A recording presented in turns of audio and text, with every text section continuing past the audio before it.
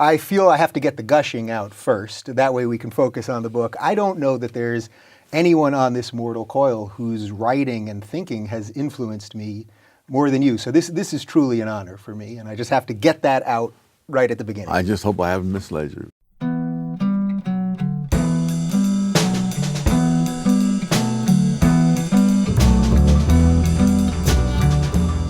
It's pretty clear from all the reading of yours that I've done, you put education basically is number one, right? I mean, is that the number one thing that you can do as a human being? Get educated? I guess, although I wouldn't carry it too far, because some of the most disastrous notions in the world have come from highly educated people with, I'm sure, high IQs. So perhaps critical thinking with a little education. Oh. I will settle for almost any kind of thinking. It's so rare these days. It is oddly rare. So one of the things that I found out that was sort of amazing about your history, you briefly mentioned it right before we started, you were a Marxist at one time in your life. Most people will find this hard to believe, but it is true. But it's not that unusual. Most of the leading conservative thinkers of our time did not start off as conservative. You had a couple like Bill Buckley and George Will, but I mean Milton Friedman was a liberal and a Keynesian.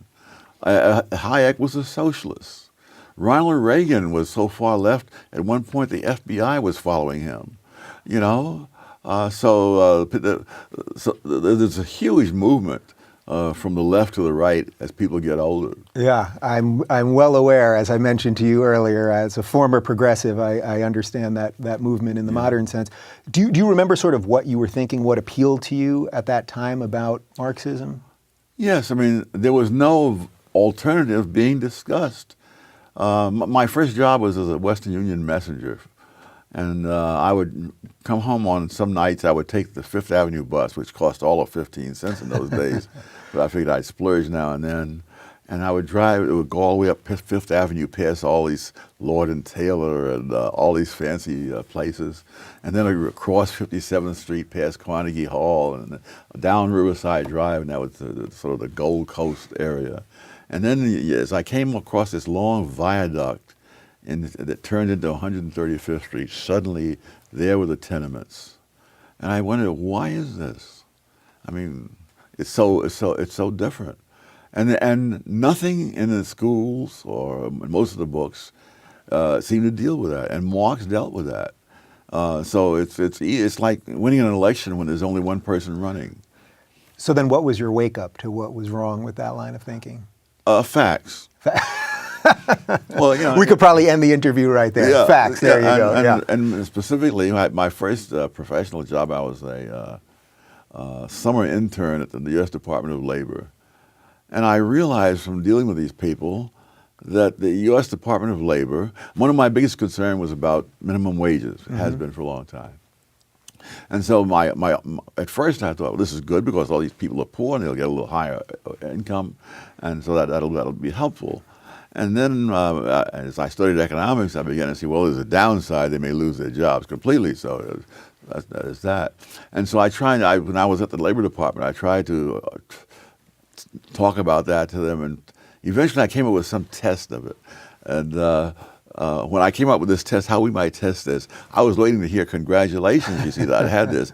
And I could see these people were stunned. They said, oh, this idiot has stumbled on something that will ruin us all. Wow. You know? And I realized the U.S. Department of Labor had its own agenda and interests. And that did not necessarily mean that whether poor people lost their jobs for minimum wages or got higher pay was their highest priority. Yeah. How much longer did you last at the department? That was really the turning point. Yeah. And then I began to see that all these government agencies and whatnot, they have their own institutional incentives. And you cannot say that the government will step in and do what's right for these people and whatnot, because they'll do what's right for themselves.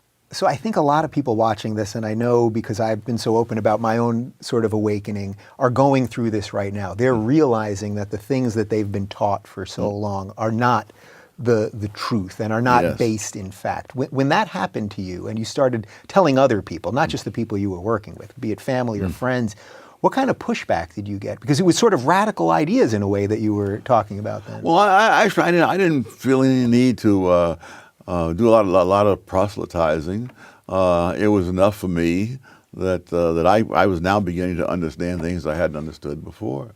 And as you noted in the book, I mentioned minimum wage studies, and really they're incredibly flawed. There's a whole chapter on numbers. And the other thing, getting back to my personal development, I mean, I left home when I was 17, no high school diploma, no skills, no job experience, and I discovered that there was not a huge amount of demand for people like that. But in retrospect, decades later when I do research, I realize that in 1948, the unemployment rate for black 16 and 17-year-olds was 9.4. For whites the same age, it was 10.2. And those numbers are much smaller than we're used to in recent decades. And there's no serious racial difference. In fact, the blacks at my age bracket, we're doing just slightly better. And of course, one of the things that the minimum wage law does is that it creates unemployment, raises it to multiples of what it was. 1948 was a special time because the minimum wage law was passed in 1938, and in the intervening 10 years there was huge inflation, and the law hadn't gotten changed. And so for all practical purposes, there was no minimum wage law. But had we had these wonderful liberals insisting that I be paid a living wage that would support a family of four, I would have been unemployed.